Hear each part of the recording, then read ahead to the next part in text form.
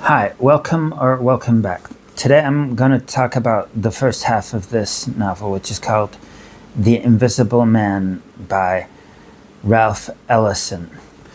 This novel starts off with a dramatic monologue. I'll read a bit of it to you. I am an invisible man. No, I am not a spook like those who haunted Edgar Allan Poe, nor am I one of your Hollywood movie ectoplasms. I am a man of substance, of flesh and bone, fiber and liquids, and I might even be said to possess a mind. This is a kind of direct address and almost makes you feel like you're in conversation with the narrator. In this prologue, the metaphor of invisibility is very well established. So then we get into the chapters and we learn that when the narrator's grandfather was on his deathbed, he informed the narrator that in his view, the narrator should follow the words of the white men. This novel was set before the civil rights legislation,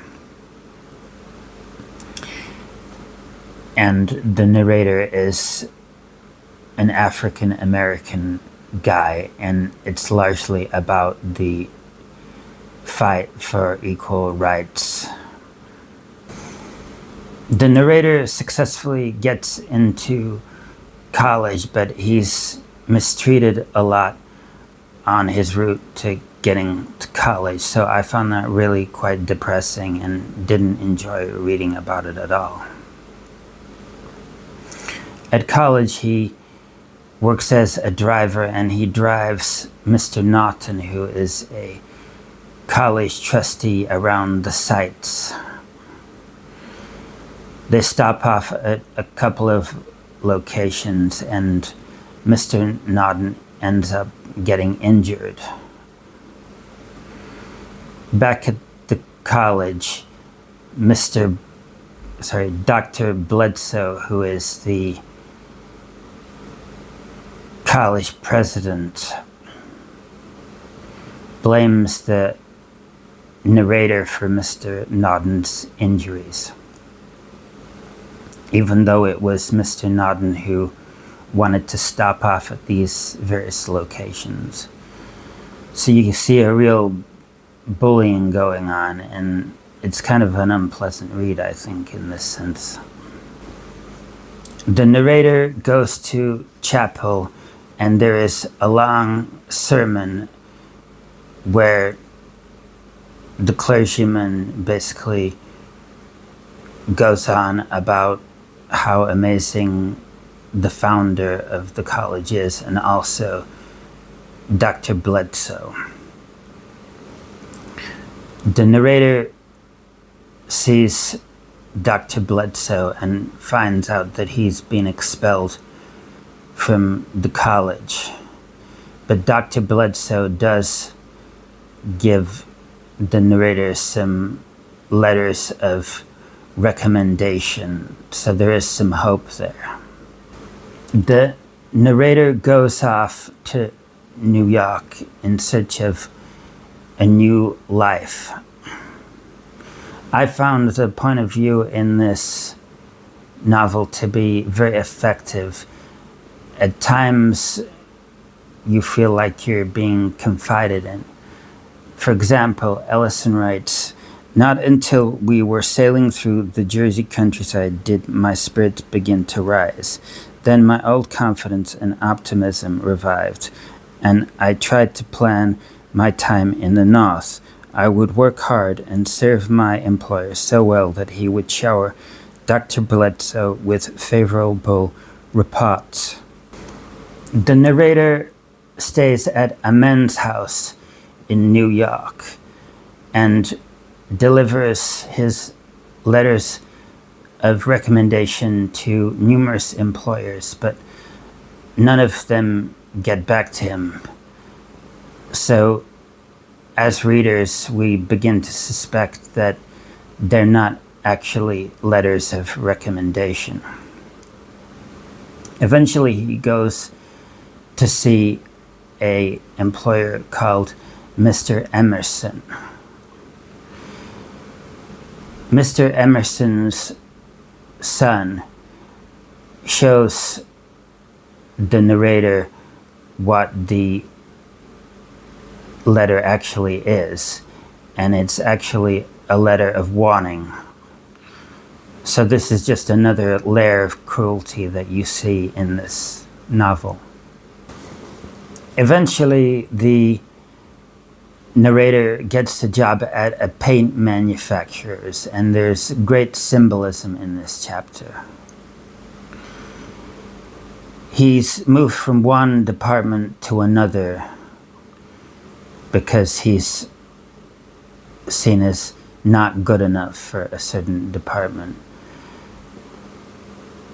In the department he's moved to, he meets Mr. Brockway, who is a black guy who's very committed to his work. And he looks down on the unions. He's the kind of African American guy who thinks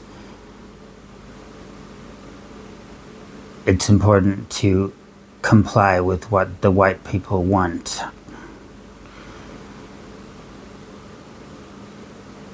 The narrator is involved in an accident and ends up in the factory hospital, where he's given electric shock treatment and he partially loses his memory.